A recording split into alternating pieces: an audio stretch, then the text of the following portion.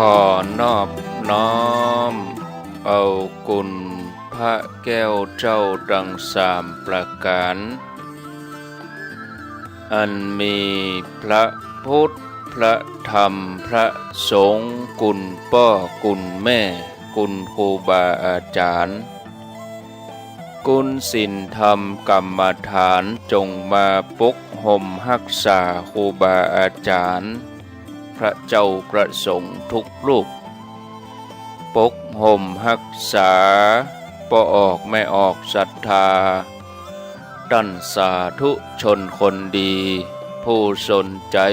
ใฝ่ในธรรมทุกท่านขอถวายความเคารพแสดงความนับถือพระมหาเถระพระเถรานุเถระเจ้าคณะพระสังฆาธิการครูบาอาจารย์เจ้าที่เปิดวิทยุฟังอยู่ที่วัดที่ว่าเวลานี้ขอเจริญพรศรัทธาญาติโยมท่านสาธุชนคนดีพ่ออุ้ยแม่อุ้ยนักศีลนักบุญเฒ่าแก่น้อยใจยิ่งต่างหลายทุกท่านได้เวลาแล้วเนอได้เวลาแล้วถึงเวลาแล้วได้เวลาสำหรับการรับฟังธรรมะอันเป็นสาระประโยชน์ทางด้านพระพุทธศาสนาน้อมธรรมคำสอนขององค์สมเด็จพระชินวรสัมมาสัมพุทธเจ้าได้มาปะมาพบมามาเล่าสู่บรรดาพ่อแม่พี่น้องพ่อออกไม่ออกศรัทธาท่านสาธุชนคนดีทั้งหลายแล้วไผที่ยังบ่ลุกเตื้อกะเกียมตัวลุกมาได้แล้วเนอลุกมาได้แล้วตื่นมาได้แล้วญาติโยมท่านทั้งหลายหลับลุกเจ้ากินพักดังป่ายหลับลุกขวายกินพักดังเก้าลุกเจ้าได้หลายลุกขวายได้น้อยหลับลุกเจ้าเป็นเจ้าดังหลายหลับลุกขวายป่าเฮอลูกหลานเป็นหนี้เป็นข้าเนอตื่นมาเหียเนอลุกมาเหียเนอลุกเนอลุกเนอลุกลุกลุกลุกตื่นตื่นตื่นตื่นตื่นตื่นได้แล้วลุกได้แล้วญาติโยมท่านทั้งหลายลุกเจ้าตื่นตัวเจ้าบัวกับหันเนื่องนาพังพร้อมลุกขวายบอตันหนตางกีดก้อมก้าตัวบ่ตอมปุ่นอายจุงเก่งเข้าไว้อย่าไปเฮือขวายต่อหน้าสบายจำไว้เนอเจ้าจำไว้เนอเจ้าอรุณสวัสดิ์ธรรมะสวัสดีสวัสดียามเจ้าญาติโยมท่านผู้ฟังทั้งหลายยินดีต้อนรับเข้าสู่รุ่งอรุณวันใหม่ปะกันเจ้านี้เป็นเจ้าของวันจันทร์ที่5เดือนมิถุนายนพุทธศักราช2566วันนี้เป็นวันเดือนเก้าเหนือแฮม2 ค่ำพร่ำว่าเป็นวันจันทร์เดือนเก้านี่เสียอยู่2 วันคือว่าเกี่ยง59ระวิจันตังเสียติดกับจันทร์นี่60เสียกันวันเดียวเดือนนี้เดือนเก้าก็เสียวันติดกับวันจันทร์วันนี้วันจันทร์ก็เป็นวันเสียประจำเดือน เวลาตี 5กับ14 นาทีเจริญปอนต้อนรับญาติโยมท่านสาธุชนทุกคนทุกท่านเข้าสู่รายการเสียงธรรมแสงอรุณ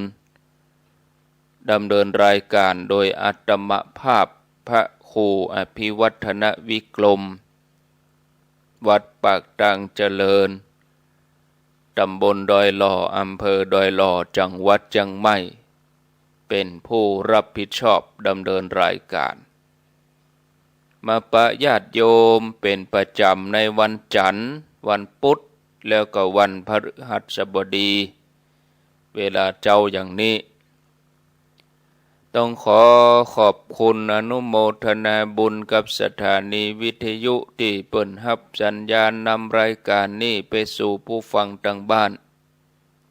บ่ว่าไกลว่าใกล้อยู่ที่ไหนก็รับฟังกันได้รับฟังผ่านสถานีวิทยุโดยรับฟังผ่านระบบแอปออนไลน์อินเทอร์เน็ตเฟซบุ๊กทุกที่ทุกแห่งต้องขออนุโมทนากับสถานีผู้อำนวยการผู้จัดการดีเจเจ้าหน้าที่ผู้มีส่วนร่วมในการเชื่อมสัญญาณนำรายการนี้ไปสู่ผู้ฟังทางบ้านห่างหายกันไปม้นญาติโยมสำหรับรายการ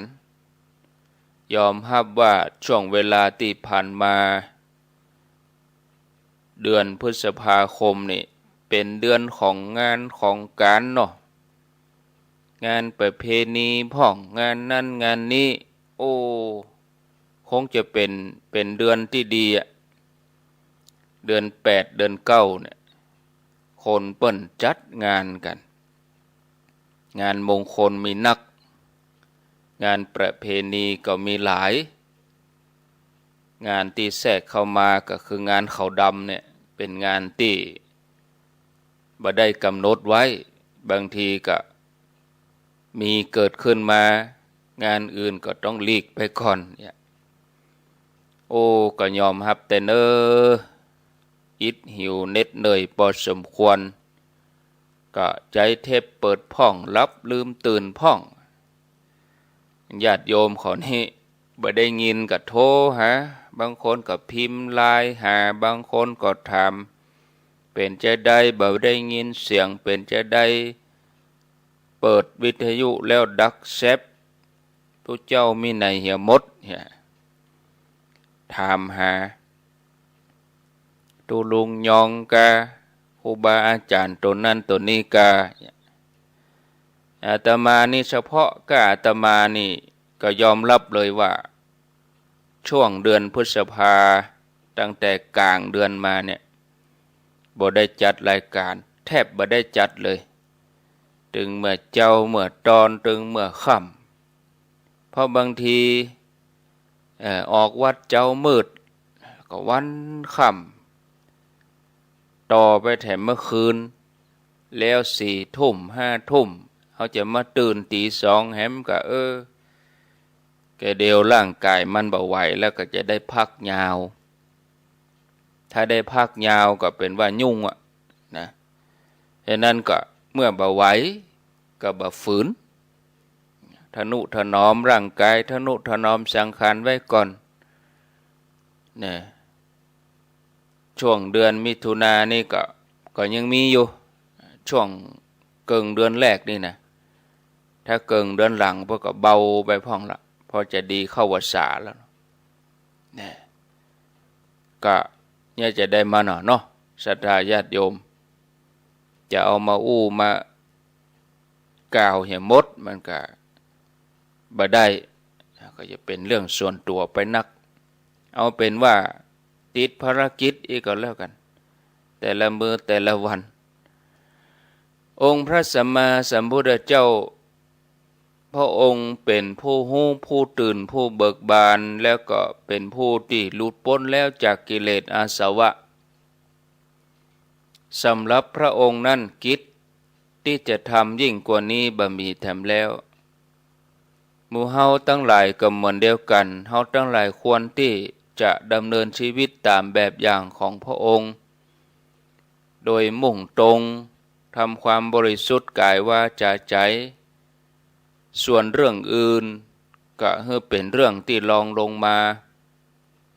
เฮามีกิจที่จะต้องทำเพื่อฮู้แจ้งให้หันว่าเฮาเกิดมาจากไหนเกิดมาเนี่ยจะได้เป้าหมายสูงสุดของชีวิตเป็นอย่างใดฉะนั้นเฮาทั้งหลายควรที่จะหมั่นฝึกฝนอบรมตัวเก่าจนกระทั่งเข้าถึงความเป็นเจ้าพุทธที่แท้จริงนั่นคือเป็นผู้ที่หู้ตื่นและเบิกบานการเวลาหมุนเวียนเปลี่ยนไปอย่างที่อาตมาเคยบอกญาติโยมทั้งหลายว่าเดือนพฤษภาค้างแถมบักกี่วันแล้วในที่สุดก็หมดไปแต่เดือนพฤษภาหมดไปแล้ว5 เดือนสำหรับปี2566แล้วก็เดือนมิถุนายนนี่ก็เป็นเดือนที่6ของปี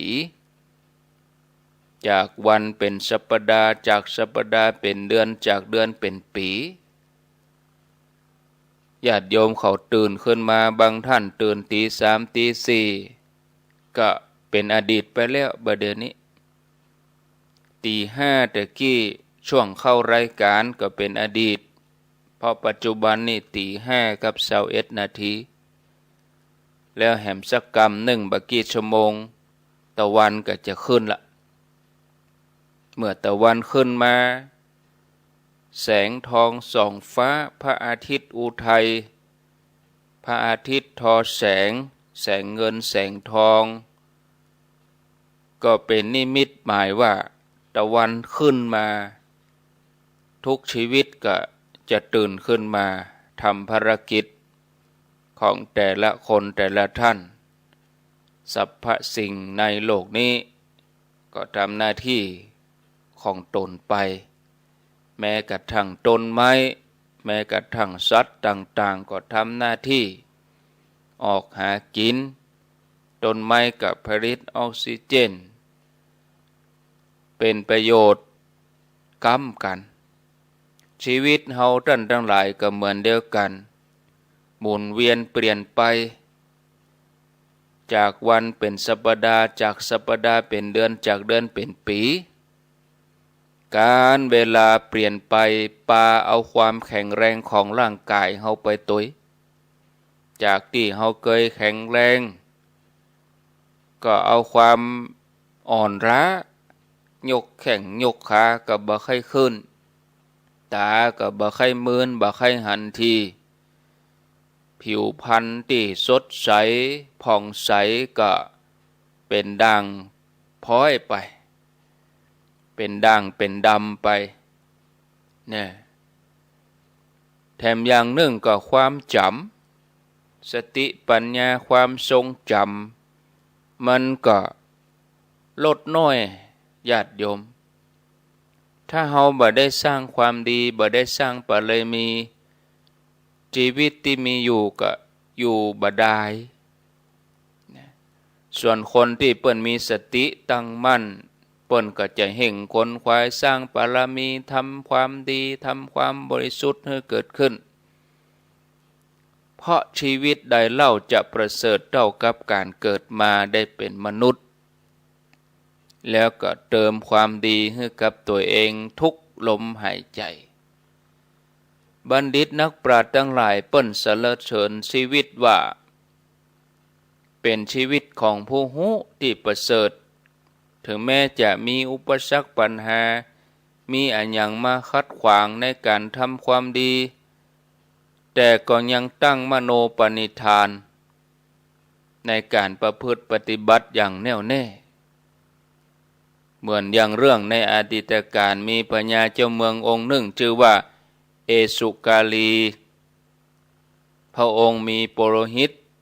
เป็นสหายฮักตั้งแต่ทรงพระเยาว์เมื่อพระราชาแล้วก็ปุโรหิตต่างบ่มีบุตรบ่มีโอรสที่จะสืบสกุล วันหนึ่งพระราชาแล้วก็ปุโรหิตก็ปรึกษาหารือกันว่าถ้าหากว่าลูกของไผ่เกิดก่อนลูกของคนนั้นก็จะได้ครองราชสมบัติต่อมาปุโรหิตก็ได้พบกับแม่หญิงคนหนึ่งซึ่งอยู่นอกเมืองเธอมีลูกถึง7 คนลูกถึงหมดนี่ก็บ่มีโรคภัยไข้เจ็บอันหยังมาเบียดเบียนปุโรหิตก็เลยถามถึงสาเหตุนางก็บ่ฮู้จะตอบว่าอย่างใดก็ไปหั่นใส่ต้นไทรต้นหนึ่งก็เลยตอบว่าที่ได้ลูกนักได้ลูกหลายนี่ก็เพราะว่าไปขอกับเทวดาไปขอกับลูกคเทวดาที่สิงสถิตอยู่ต้นไทรปุโรหิตก็เดินตรงไปที่ต้นไทรจับกิ่งต้นไทรนี่เขย่าแล้วก็กล่าวบอกลูกคเทวดาว่าถ้าบ่ยอมให้ลูกบ่ยอมให้พระโอรสแก่พระราชาจากนี้ไปแถม7 วันจะนำคนมาตัดต้นไทรนี้ทิ้งปุโรหิตก็เขย่าขู่ต้นไทรทุกวันเมื่อถึงวันที่6ก็ไปขู่แถมว่าลูกคเทวดาที่สิงสถิตอยู่บนต้นไทรเหลือเวลาแถมเพียงราตรีเดียวคืนเดียวเท่านั้นถ้าหากว่าท่านบ่ยอมให้โอรสแก่พระราชาวันพวกนี้เป็นว่าโดนตัดทิ้งเฮาจะให้คนมาตัดต้นไทรนี้ทิ้งลูกคเทวดาที่สิงสถิตอยู่ต้นไทรนั้นก็กลัวว่าตัวเองจะบ่มีที่อยู่ก็เลยไปหาพญาอินทร์ไปหาเจ้ามหาราชไปหาเจ้าเวสสุวรรณไปหาเจ้าทัตตรัฐะไปหาเจ้าวิรูปักษ์แล้วก็ไปหาเจ้าวิรุณหกขอร้องให้เจ้าทั้ง4เนี่ยช่วยเหลือแต่เจ้าทั้ง4เนี่ยก็ปฏิเสธบ่สามารถจะช่วยได้ไปถึงพระอินทร์ก็พิจารณาพอทอดพระเนตรหันว่าเทพบุตร4 ตนเทวบุตร4 ตนเนี่ยเป็นผู้มีบุญแล้วก็เหมาะสมละถึงเวลาจะได้ลงไปเกิดก็เลยพญาอินทร์เปิ้นก็มีพระบัญชา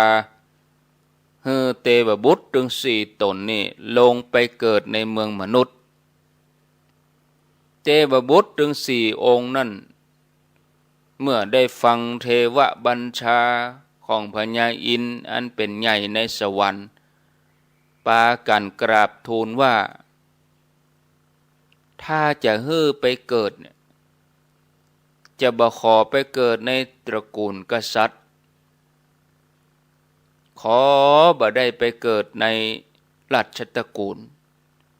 แต่ขอไปเกิดในตระกูลของท่านปุโรหิตเพื่อที่ว่าจะได้ปั่มเพ็งบารมีสะดวกในการออกบวชถ้าว่าไปเกิดในตระกูลกษัตริย์นี่บ่ได้ปฏิบัติอย่างจะได้ขึ้นของราชปกครองบ้านเมืองก็บ่ได้ประพฤติปฏิบัติกลัวว่าจะได้บ่ได้กลัวว่าจะบ่ได้ปิกมาบนสวรรค์แถมตกเมื่อเจ้ามาปุโรหิตก็สั่งให้ราชบุรุษเนี่ยไปตัดต้นไทรลูกเทวดาก็เห่งออกมาปรากฏตัวแล้วก็อู้ด้วยเสียงอันไพเราะว่าโอ้ท่านปุโรหิตลูกคนเดียวจะเป็นจะได้ไปในเมื่อท่านใครได้เฮาจะฮื้อ4 คนเลยแต่ว่าลูกถึง4 คนเนี่ย บ่ปรารถนาที่จะไปเกิดในตระกูลกษัตริย์บ่ปรารถนาที่จะครองราชย์เมื่อมาเกิดแล้วเนี่ยจะออกบวชกันหมดเน้อปุโรหิตก็ดีใจที่จะได้ลูกอย่างใดก็ขอให้ได้ลูกไว้ก่อนนะจะเป็นกษัตริย์ก็จะเป็นนักบวชก็อย่างใดก็ขอให้ได้ลูกปุโรหิตดีใจเลิกความคิดที่จะตัดต้นไทรหลังจากนั้นเทวบุตรทั้งสี่ก็ลงมาเกิดตามลำดับปุโรหิตก็ตั้งชื่อลูกคนแรกว่าหัตถิปาละแล้วก็มอบหมายให้ควานช้างเอาไปเลี้ยงเพื่อป้องกันบ่ให้ออกบวชให้อยู่กับช้างให้ม่วนกับการเลี้ยงช้างลืมเรื่องการบวชไปอย่าลูกคนที่สองตั้งชื่อว่าอัสสะปาละมอบให้คนเลี้ยงม้าไปพอม่วนกับการเลี้ยงม้าดูแลม้าจะได้ลืมเรื่องบวชลูกคนที่สามตั้งชื่อว่าโคปาละอันนี้ให้คนเลี้ยงงัวไปพอกอยดูแลจะได้ลืมเรื่องบวชคนที่สี่ก็ตั้งชื่อว่าอัชชะปาละมอบหมายให้คนเลี้ยงแปะไปดูแลปุโรหิตก็ได้นิมนต์นักบวชจึงหมดจากแว่นแคว้นเนี่ยออกไปให้หมดเลยบ่ฮือหันนักบวชบ่ฮือหันพระหันสมณะนักบวชเพราะว่ากลัวลูกจะหันถ้าลูกได้หันพระได้หันสมณะนี่จิตใจจะลิงลู่จะหนีไปบวชตัวเหี้ยกลัวลูกได้หันก็เลยนิมนต์นักบวชออกเมืองหมดเลยออกจากแว่นแคว้นหมดเลยเก่งว่าลูกจะออกบวชด้วยต่อมาเมื่อลูกของปุโรหิตถึงสี่เติบโตเป็นหนุ่มพญาเจ้าเมืองกับปุโรหิตจะทดสอบว่าเมื่อถึงสี่เนี่ยถ้าได้หันนักบวชแล้วจะรู้สึกจะใดจะลองใจถึงสองพระราชากับปุโรหิตนี่ก็เลยปลอมตัวเป็นฤาษีเตียวผ่านโฮงช้างผ่านคอกช้างทันทีที่ลูกคนที่หนึ่งที่ชื่อว่าหัตถิปละหันเกิดความเลื่อมใสเข้ามาไหว้ฤาษีนำสิ่งของอันมีค่ามาทานจนฤาษีที่ปลอมตัวนั่นต้องเข้าใจเห่งแสดงตัวออกว่ามาเป็นพระราชากับป้อปลอมตัวมาแล้วก็แนะนำให้ลูกไปห่ำไปเฮียนเพื่อจะได้สืบราชสมบัติแต่หัตถิปละปฏิเสธให้เหตุผลว่าวิชาทั้งโลกเป็นของบ่จริงลาภสักการะเป็นของบ่เที่ยงสัตตบุรุษทั้งหลายสรรเสริญการบ่ยึดมั่นถือมั่นเพื่อความหลุดพ้นพระราชากับปุโรหิตก็อ้อนวอนขอร้องให้ไปครองราชสมบัติอยู่ด้วยกันในเมืองแต่กำเป็นผลสำเร็จ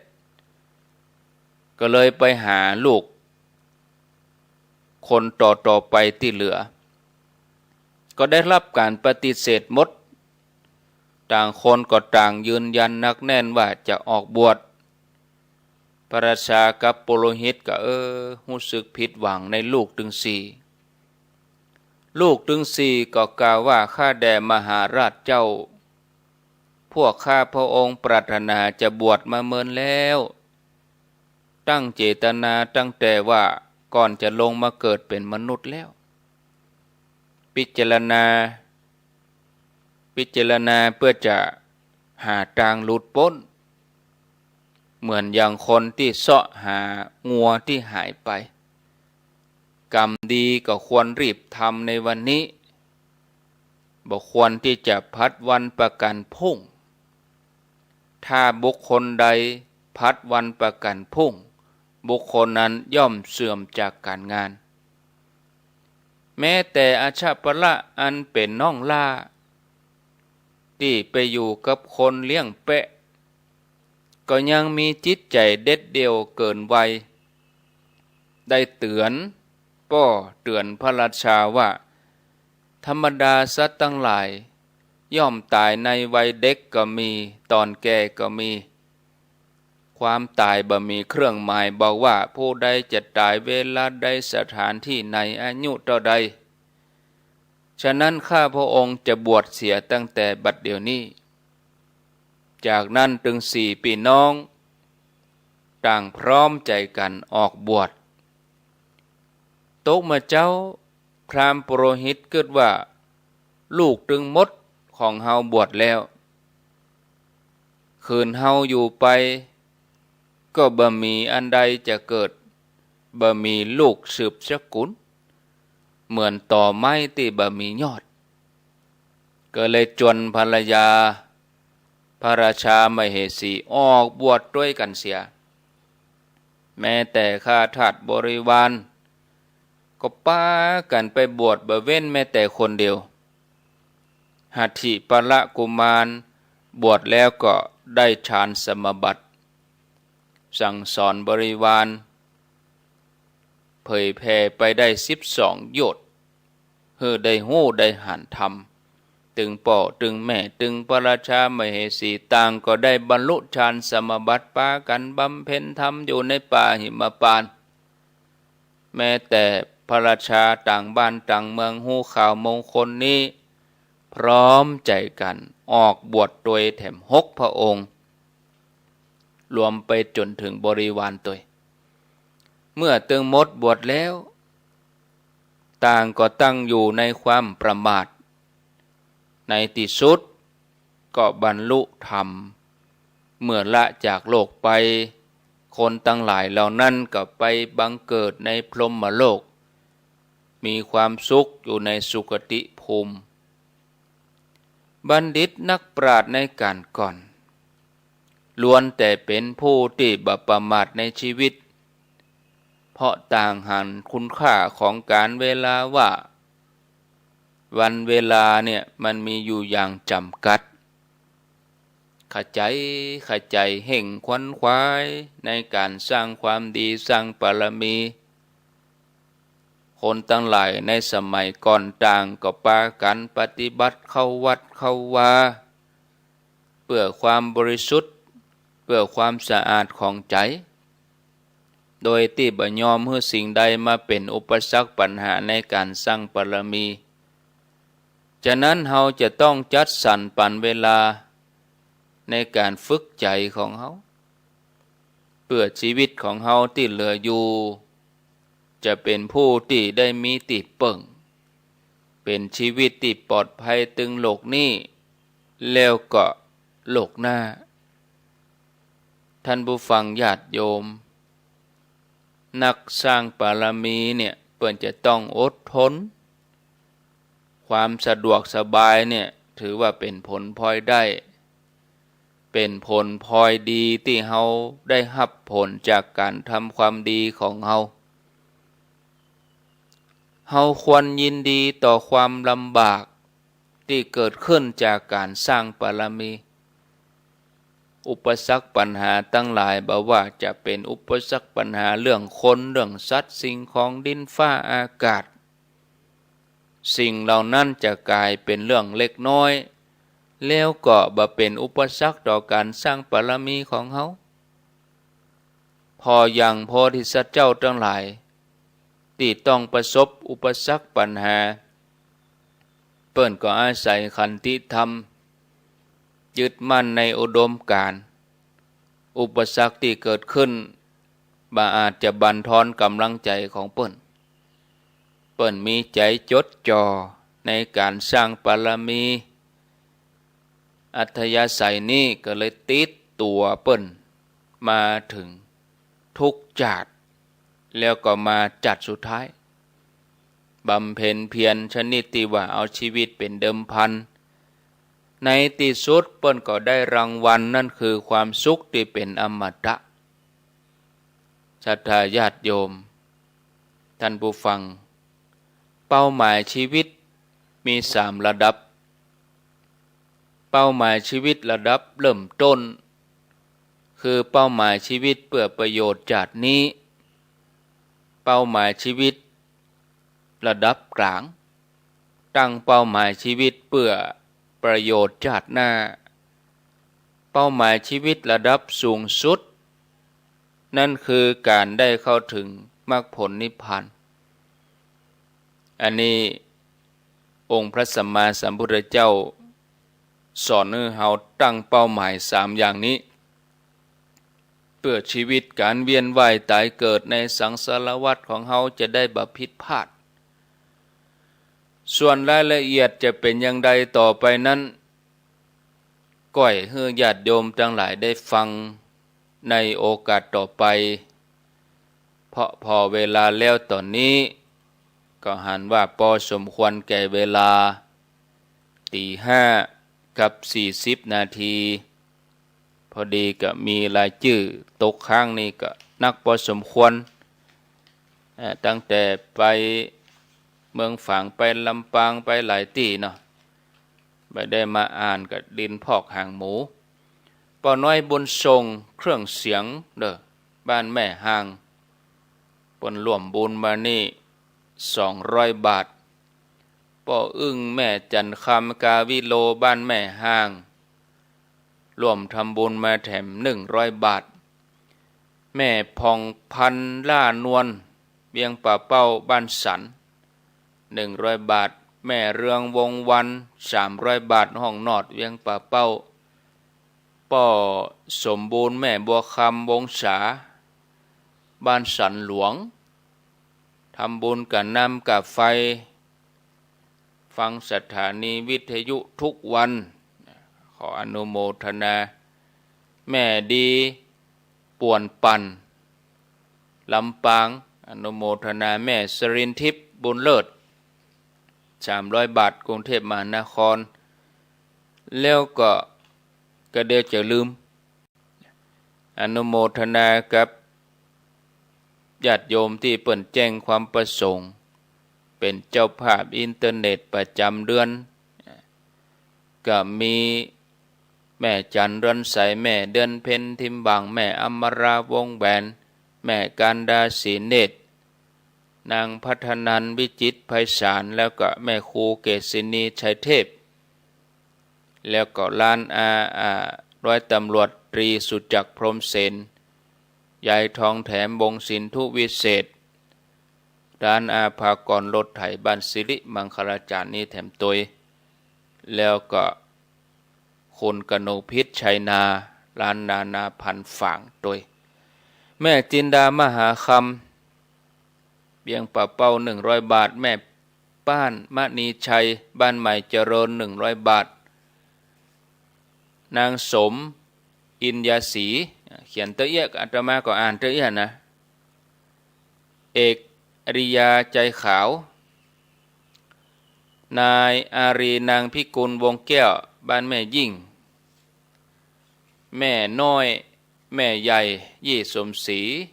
บ้านเหล่าป่วยร่วมทำบุญมานี่อนุโมทนาเพิ่มได้เขียนจำนวนด้วยเนาะป้อสีบุตรแม่สีกุลตันทุระ100 บาทแม่สมพรวงสมุทร40 บาทแม่ป้อสีบุตรแม่สีกุลตันทุระนี่แถมซอง100 บาทแม่น้อยวันวาบ้านเหล่าป่วย50 บาทป้อน้อยแม่หลงจันแก้วบ้านเหล่าป่วย40 บาทเหล่าป่วยดอนจื้นนี่นะป้อยุทธแม่วันบ้านเหล่าป่วย100 บาทป้อใจแม่ล่ามณีวัน100 บาทป้อสมัยแม่พิมพาใหม่เขียวดงปัดซางปะกันตะวาวันเสือนนี่ที่ทุ่งตุมแล้วก็ไปปะที่ยังคามเปิ้นก็หอมแถมไปปะที่ทุ่งตุมเปิ้นก็หอมแถมนี่นะแม่ละวันสิริแก้วบ้านต้นแห่นหลวง100 บาทแม่อำพรแสนอ้ายบ้านต้นแห่นหลวง100 บาทแม่รจนาคัมภีระภัย100 บาทวันนี้ก็จะได้จ่ายแล้วนี่กับอินเทอร์เน็ตหลายตีอยู่ การอินเทอร์เน็ตนี่โอ้ญาติโยมประมาณเกือบประมาณ 4,000 อ่ะอินเทอร์เน็ตอย่างล่ำเหลือท่านก็ตีใน700ปลาย800ปลายเนาะโอ้ทำได้สพีติโยนี่ก็ดักปิ้งเหมือนกันนะแม่สุทัศน์สาวใจบ้านหนองขอบ50 บาทแม่สมพรตะมาดงป่าซางถ้าได้เปิ่มได้เขียนเนาะป่อบุญชมแม่ลำดวนปัญญายศบ้านเต่าหาย100 บาทแม่อนงบุญปันบ่ขุนหวานคุณหวานสันปะตองป่อสากลแม่สีพันร่องน้ำสันปะตองนี่นะ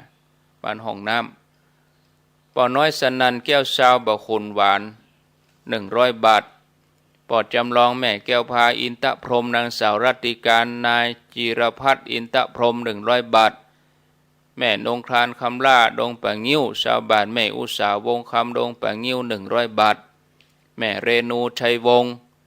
บ้านร่องดอนใจสารปีร่วมทำบุญอินเทอร์เน็ตแล้วก็ร่วมทำบุญหล่อเตียนตัวอย่างละ120 บาทการน้ำกาแฟแถม120 บาทแม่เรนูชัยวงศ์บ้านร่องดอนใจแต่ว่าวันศุกร์เปิ้นไปฟังธรรมที่วัดเกตกะลามแม่สายทองทิพย์เดโชบ้านบ่อคูนหวานเป้าคูเสนอแม่โสภากองสิงพร้อมลูกหลานบ้านบ่อคูนหวาน200 บาทวันเพ็ญพินลิศกิ่วแลหลวงแม่บุญสืบโปทยะกิ่วแลน้อยเราได้เขียนเนาะปอทำลงแม่ทองพิมพ์ชัยศรีสวัสดิ์ร่วมทำบุญกับน้ำกับไฟแม่จันสมมณีจักรหลังการแม่สาว100 บาทอนุโมทนาบุญเรียบร้อยไปเหลือแหม2ป่อบุญธรรมแม่รัตนาสังคำฟัน100 บาทแม่อามปางปอยบ้านปางปอยปุ่นอำเภอฝางปุ่นตานเฮยญาติพี่น้องตั้งหลายแม่มีชัยพิญโยภาสบ้านปางปอยหมู่9ร่วมทำบุญฟังธรรมะตลอดร่วมบุญมา200 บาทเอาปอนเด้อเอาปอนสัพปีติโยวิวัตชันตุสัพพะโลโกวินัสสันตุมาเตภวัตบันตรายโยสุขีทีคายุโกภวะอภิวาทนาสีลิสะนิจังวุธาปจายิโนจัตตาโลธรรมาวัฏันติอายุวันโนสุขังปะลังเอาละสบายอกสบายใจม่วนอกม่วนใจโล่งอกโล่งใจต่อไปก็ประกาศข่าวสารงานบุญเหตุสักเล็กน้อยก็เอางานที่เขาจะทำกันนี่นะวันที่15 กรกฎาคมญาติโยมเขาเองก็เวลาครูบาอาจารย์เปิ้นประชาสัมพันธ์เปิ้นกล่าวเปิ้นข่าวอันยังก็เขียนไว้บางทีเขาลืมเอาปากกามาเขียนติดปฏิทินไว้ก็ดีบางทีประกาศไปเป็นชั่วโมงหรือว่าประกาศต้นชั่วโมงบ่ได้ฟังเพื่อตายชั่วโมงโทรหาเปิ้นจะรอเตียนวันใดก็เนี่ยเปิ้นไปได้ชั่วโมงละ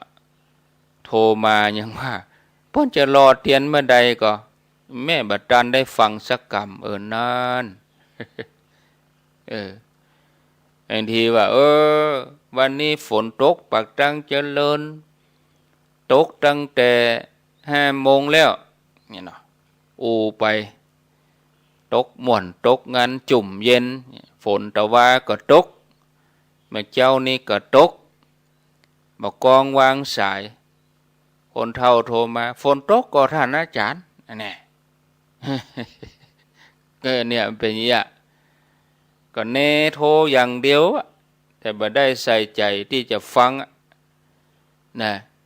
อันนี้เฮาฟังเวลาเปิ้นข่าวอันยังเนี่ยเฮาก็ฟังจำไม่หมดจดดีกว่าจำเปิ้นจะรอเตียนวสากันวันที่15กรกฎาคมที่วัดตุ่งโป่งตำบลเมืองปานอำเภอเมืองปานจังหวัดลำปางวันที่15กรกฎาคมก็คือเดือนหน้าปุ่นก่อนบ่ใช่15เดือนนี้15เดือนหน้ากรกฎาคมสปอร์ตเปิ้นถึงเปิดหรอต้นชั่วโมงโดยเฉพาะที่106.5วิทยาลัยสงฆ์นครลำปางนี่แล้วเปิ้นจะไปตานกันในวันที่13สิงหาเดือนในพุ่นแถมกำเดือนแม่เดือนวันแม่13สิงหานี่นะจะตานเมื่อตอนแต่เฮาก็ต้องไปเมื่อไงนะเพราะไหลหาคนไปไก่ถ้าเฮาตาน9 โมงนี่บัดตันบ่เหลือจะมาเข้าไปวันนั้นยังเกือบบัดตันไปถึงปุ้นเกือบบัดตันฉะนั้นเฮาจะตานกันเมื่อตอนเมื่อไงเฮาก็ไปทำบุญไปหยังแล้วก็จะไปเอวเตื้อไปเอวแล้วมาเวลามาบัดตันตานตัวเปิ้นเนี่ย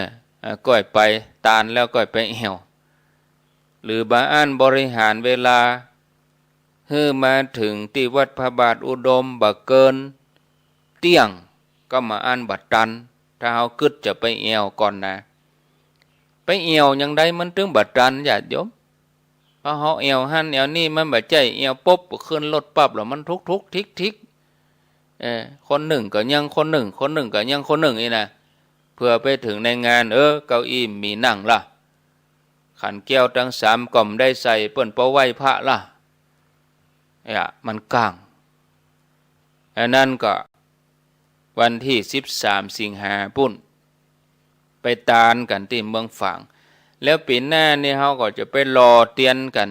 ที่เวียงปะเป้าปีหน้านี่ไปตานไก่น้อยไปตานไก่น้อยต่างจังหวัดปะทางอีสานปุ่นกาเนาะภาคใต้ลำไปก็ไก่แก่เฮาไปเตี้ยเฮาก็ไปตั้งพุ่นอีสานตอนบนนะตั้งแต่เพชรบูรณ์ลงไปเนี่ยกะเนาะคือหมอกไปปิกได้นี่นะบางคนก็สะดวกไปปิกบางคนก็สะดวกไปนอนถึงนอนนี่ตึงได้ไปเฮาเกิดถึงบางคนเพิ่นไปเมืองนอกเพิ่นนอนไป10 วันพุ่นน่ะไปเมืองนอกนี่3 วัน5 วันไปได้ไปตานเตียนไปปิกนี่มันไปบ่ได้ทัน ก็แล้วแต่เนาะอันนี้ก็ด้วยความสมัครใจ2 งานนี้ถึงแม้เฮาบ่ได้ไปตานเฮาได้ไปรอเตียนก็ดีถึงแม้เฮาบ่ได้ไปรอเตียนเฮาก็ไปตานเอาเนาะมันเว้นกันตึงเดือนก่อนหรอบ่เอางานใดก็งานหนึ่งนะญาติโยมส่วนญาติโยมทางลำปางเพิ่นจะมีจุดเอาก็เน้นในพื้นที่ญาติโยมที่รับฟัง FM 106.50วิทยาลัยสงฆ์นครลำปางหลังวันที่6ไปอาตมากับครูบาอาจารย์ก็จะได้มาอ่านมาอู้ว่าจุดปูจาเตียนเนี่ยเขาจะไปปูจาที่ไหนส่วนญาติโยมที่เขาเคยทำกันเก่าก่อนเขาจังเอาเตียนมาหอมก็ยังหอมได้อยู่ญาติโยมต่างที่เวียงเป่าเอาไปหอมจุดไหนเอาไปที่ครูบาอาจารย์โดยสำคัญก็คือ3 จุดที่เปิ้นไปประชุมวันนั้นประชุมกันกะตังเวียงปะเป้าก็เอาไปหอมไว้อยู่3 จุดวัดสันกูทองท่านปลัดจับ3 จุดที่เปิ้นไปประชุมวันนั้นประชุมกันกะตังเวียงปะเป้าก็เอาไปหอมไว้อยู่3 จุดวัดสันกูทองท่านปลัดจำนันหรือว่าครูบา40,000ไปไว้ที่ตุลุงดอย ม่อนจอมพ่อหลวงป่อพระครูปฏิภาณธรรมทินเอาไปไว้ที่วัดห้องกู่พระครูปริยัติรัตนโชติท่านอาจารย์มหาเสาแก้วเปียงปะเป้าเอาไปไว้3 จุดนี่เนอะเสร็จเรียบร้อยแล้วก็เปิ้นจะเอาเตียนตัวนั้นมาหลอม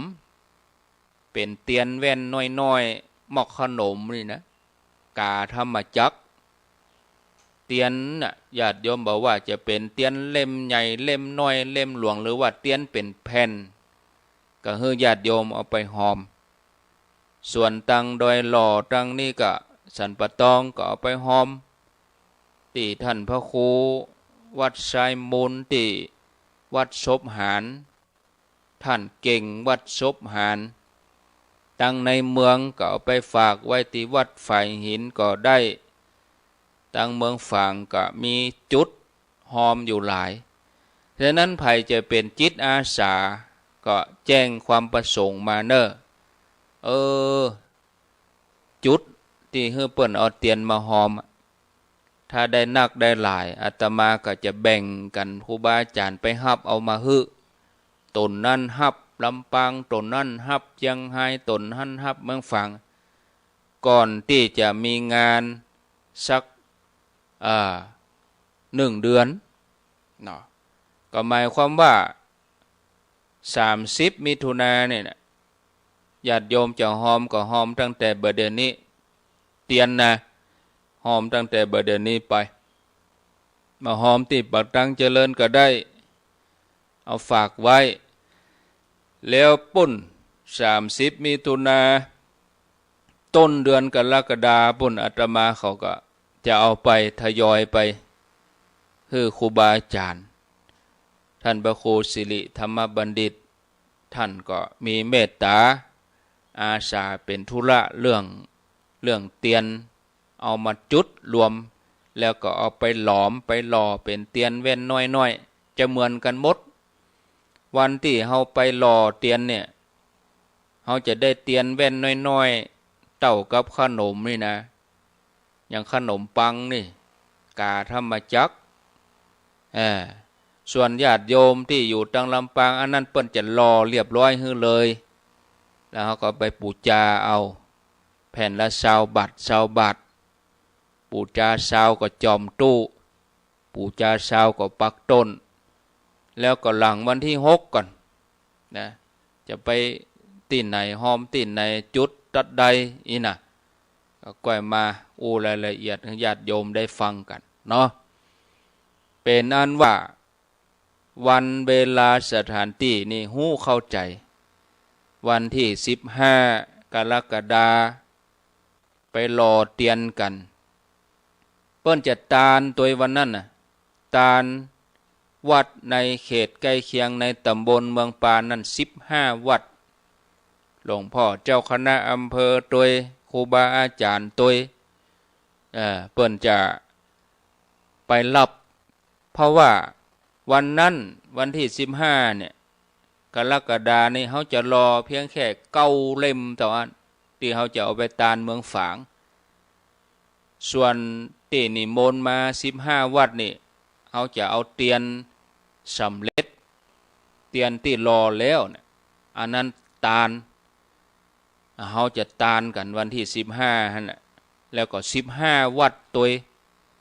วันที่15ไปรอเตียนตัวไปตานเตียนตัววันที่15ที่วัดตุ้งโป่งก็พากันไปนักไปหลายเด้อญาติโยม